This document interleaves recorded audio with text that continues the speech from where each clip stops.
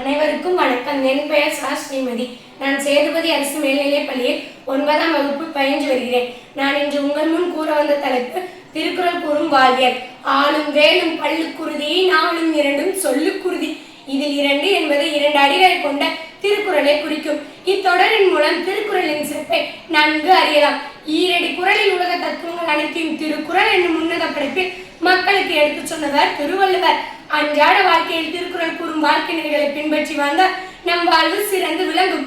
வாழ்வியல் தெளிவு மனிதனுடைய வாழ்க்கை அறம், பொருள், இன்பம் ஆகிய முதன்மை பயனை அறிய வைத்து பயனுடைய வாழ்க்கை வாழ வள்ளுவம் வழிகாட்டுகிறது. எதிலும் விரைவும் ஓட்டமும் காட்டும் இந்த நூற்றாண்டு மனிதனுக்கு உள்ளத்தை உறுதிப்படுத்தவும் வாழ்க்கை நெறிகளை கூறவும் வள்ளுவர் வாக்கு ஊன்றுகோலாய் இருக்கிறது. திருக்குறள் அறத்துப்பால், பொருட்பால், இன்பத்துப்பால் என 3 பிரிவுகளை கொண்டது. திருக்குறள் 9 இயல்களையும் 133 அதிகாரங்களையும் கொண்டது.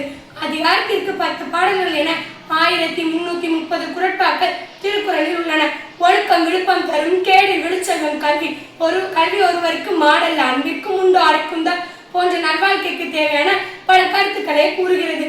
அறிவுடைமை இறுதி காலம் வரை காப்பாற்றும் கருவி அறிவு ஆகும். பகைவர் முற்புகுந்த அழிக்க இயலாத கோட்டையும் அறிவு ஆகும்.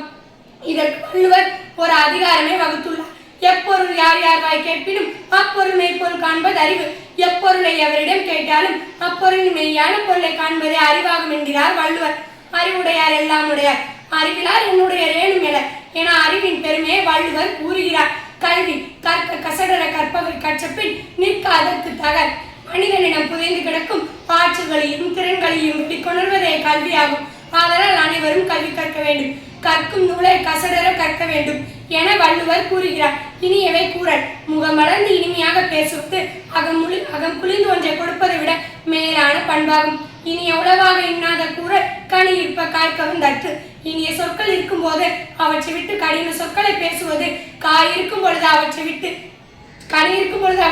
காய்களை உண்பதை போன்றது என தெய்வப்புலவர் கூறுகிறார். அறநெறிப்பட்ட வாழ்க்கை அறமானது சிறப்பையும் தரும், செல்வத்தையும் தரும். அதனால் அறத்தை விட மனித உயிர் காக்கம் தருவது வேறு யாதும் இல்லை. மனத்துக்கண் மாசுல நாதல் அனைத்தரன் ஆகுல நீரப்பிற. ஒருவன் தன் மனதில் குற்றம் இல்லாதவனாக இருக்க வேண்டும்.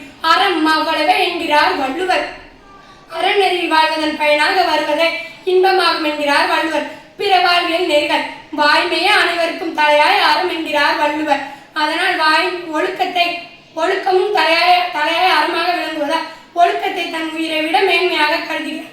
ஒழுக்கம் விழுப்பம் தரலான், ஒழுக்கம் உயிரினும் ஓம்பப்படும் என்ற வரிகள் உணர்த்துகிறது.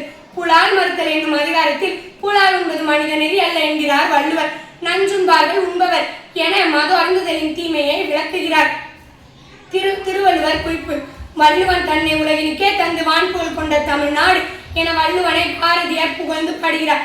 வள்ளுவர் கிமு 31 பிறந்ததாக கூறப்படுகிறது. இவர் தெய்வப்புலவர், முதற்பாவலர் என பல பெயர்களால் அழைக்கப்படும் பெருமை கூறியவர். இறைவன் மனிதனுக்கு சொன்னது கீதை, மனிதன் இறைவனுக்கு சொன்னது திருவாசகம், மனிதன் மனிதனுக்கே சொன்னது திருக்குறள். திருவள்ளுவர் மறைந்தாலும் அவர் படைத்த திருக்குறள் என்னும் உன்னத நூல் உலக மக்கள் அனைவருக்கும் வழிகாட்டியாக செயல்படுகிறது. அதே போல் எனக்கும் வழிகாட்டியாக இருந்த என் ஆசிரியர் செல்வலட்சுமி அவர்களுக்கு நன்றி கூறி விடைபெறுகிறேன். நன்றி, வணக்கம்.